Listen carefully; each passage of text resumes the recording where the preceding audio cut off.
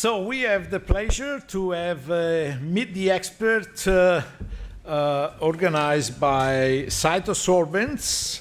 One of the issues that we have heard a lot this morning is about absorption, is about new therapy modalities, and we will hear more during the meeting. And we have the pleasure to have Stefan Mitzner from Rostock, Germany, which is an historical place because many of these new technologies were born in that place.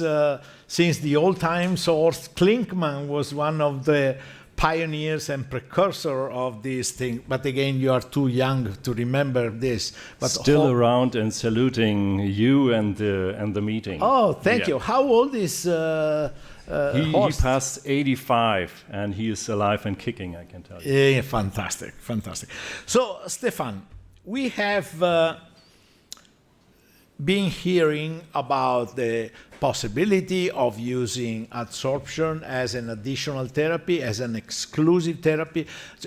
How would you personally identify or characterize the patient that will benefit from, because this will somehow tell us which patient to target for a trial, for example. So what is your recommendation in this? Well, thank you for that question. And actually, I think that is something that we probably all have in common, that we should gather information on whom to treat and when and how to dose. And if I may, you interrupt me, you know, we started our series with the CytoSorb, I think in 2012 or so. The first report was 2013. And after some 50, 60 patients, we came to look at our own data to see, well, some went excellent, exceptionally well, others not, you know, to look at the data. And the first thing we found was this information that we should start early on. And this is not a new information, but it definitely, for me, holds true for the CytoSorb use in septic patients, you know, that we should, if we do it, we should do it early on. And early on, there's quite a number of data and reports, including our own, is the smallest part of it, would mean definitely within the first 24 hours and better the first 12 hours after the diagnosis of sepsis and septic shock. You know, so there's signals that early treatment will leave you with better results with regard to survival. Sorry if I interrupt you. And this is in presence of AKI or even in the absence of AKI? Good question, and we definitely need to study more. You know, so I'm grateful for that product that we had the first register I'm aware of, an international CytoSorbents registry with some, I don't know, 500 to something 800 patients in the end. It stopped meanwhile and was now started a new one. And there, from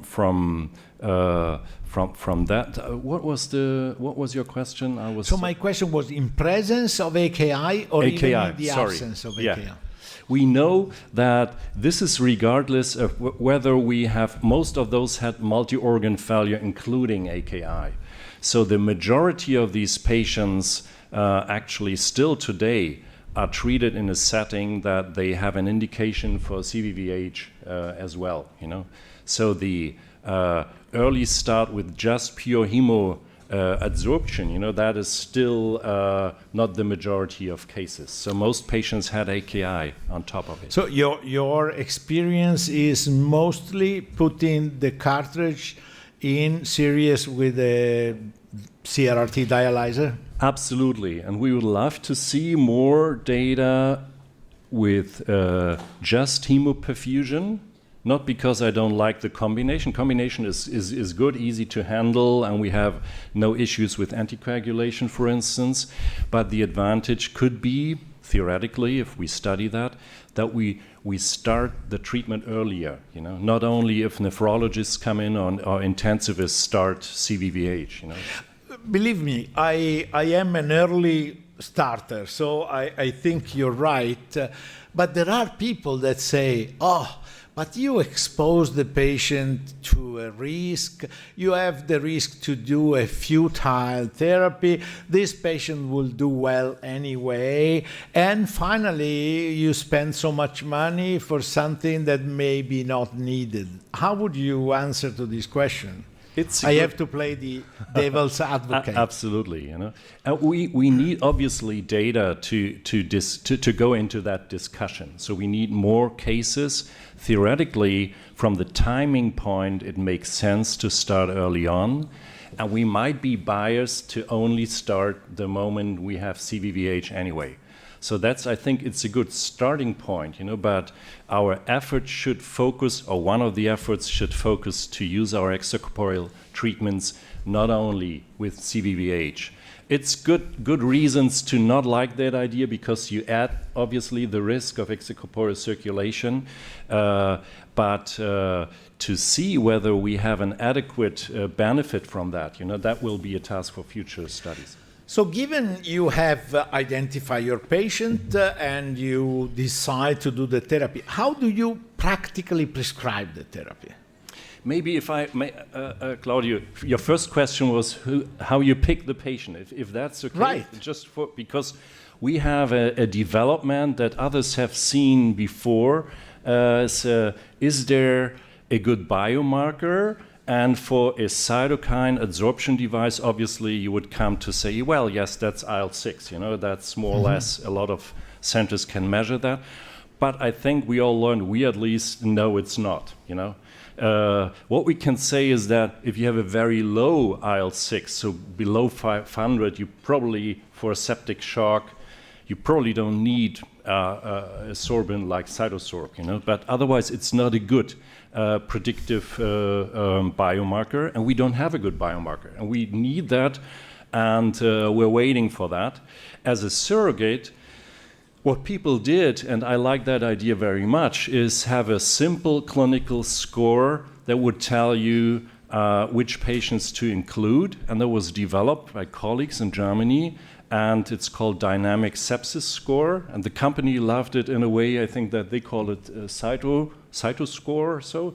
And the Dynamic Sepsis Score is just looking at the lactate level, at basic level, and says, is it higher or lower than 2? And then 6 hours later, is it more than 50% up or less? And the norepinephrine level, 0.1, higher or low, and 6 hours later, and 2 more. Did you give a bolus? Did you give hydrocortisone, a second vasopressor? And you collect the points, up to 12 points, and there was a clear picture that if you have low points, you cannot win with CytoSorb, so no use in starting that patient. If you have too high points, higher than 8, you lose a signal, it's too sick for CytoSorb in the way we treat it today. And if you have the sweet point in between, then in these studies we saw a survival benefit. It's too small data and we need to study that more, but it makes sense to have simple clinical baseline data, clinical and lab data, fuse them in a score that you could really do on a sheet of paper and choose your patients, Yeah, we discussed this morning about chemical markers, biological markers, and physiological markers. So we are a little bit missing the biological markers, as you mentioned. So the physiological markers, let's say, can be making sense in a way that we want to achieve some kind of homeostasis in a system that has been deranged. Right. But we need to study more and so on. So given this, how do you prescribe in practice? We choose the patient according to this score. We definitely try to do this as early as possible. And we then look at dosing. That's the third point I would like to make. And there, again, is very simple calculations that I think it was an eye-opener for me, is just to calculate the liters of blood that you treat per patient, per kilo of patient, you know. And we never did that in Rostock, you know, but it's easy to calculate, you know, and people did that and plotted that against mortality.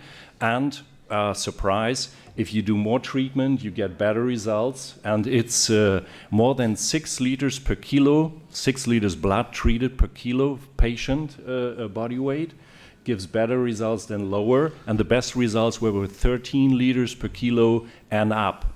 And if you look at the different literature and try to see in the studies how this makes sense, the positive, the negative, you see those patients with lower weight, obviously, you know, they survived better. Those that were treated longer or had more changes of the device, you know. So yeah, this is, however, a little bit more complicated than this because how many liters of blood you treat, it depends on how many cartridges you use, what is the dimension of the cartridge, is the relationship between blood and amount of sorbent, and then the cartridge has a specific design. There are calculations about what we call the mass transfer zone. This goes back to my first experiments when we did on the renal tech device, the calculation, how much the device gets saturated progressively during treatment and so on. How do you organize anticoagulation? Oh, we use citrate all the time. We are ready to use heparin if we run into clinical problems with citrate. Okay. What is not often the case. Yeah? You put the sorbent before or after the filter? Before. Is there a reason for this?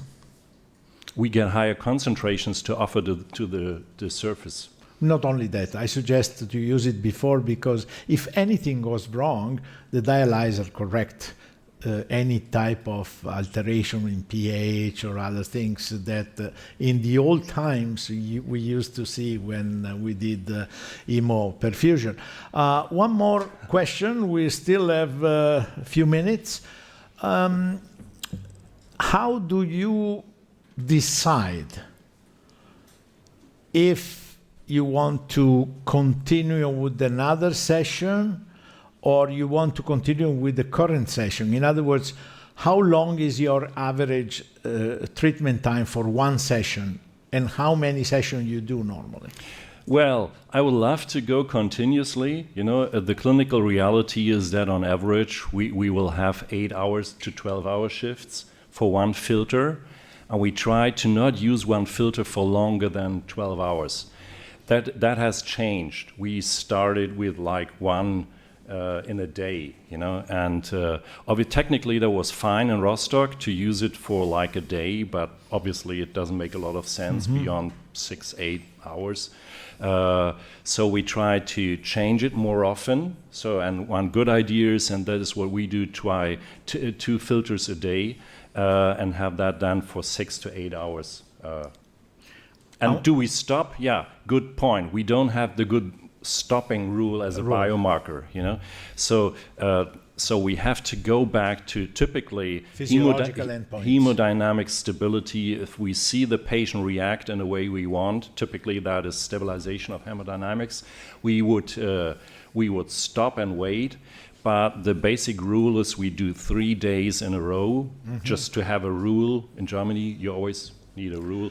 And we treat 3 days and then evaluate the patient. Last question. I remember we published probably 10, 12 years ago on this sorbent, the impact on absorption of hormones and drugs. How do you, let's say, manage the so-called unwanted absorption or absorption of unwanted solutes? Well, there was a phase that the CytoSorb lovers just ignored this potential problem and said, I don't see a problem in my department. We did that. Then we discovered that you can rescue patients with drug overdose, you know, so for instance, for the novel NOACs, you know, in emergency cardiac surgery, and that is one of the best running indications right now. And we have now eventually arrived at decent data, and the body of evidence is growing from animal data. I don't know whether Antoine Schneider is here, but he has a nice series I think it was in pigs, you know, with a long list of antibiotics and other drugs. We have information on hormones, on immunosuppressants now, and that's available on the web page of the company. So we see antibiotics that don't care about the presence of the sorbent, and others we have to take the risk and correct dosing.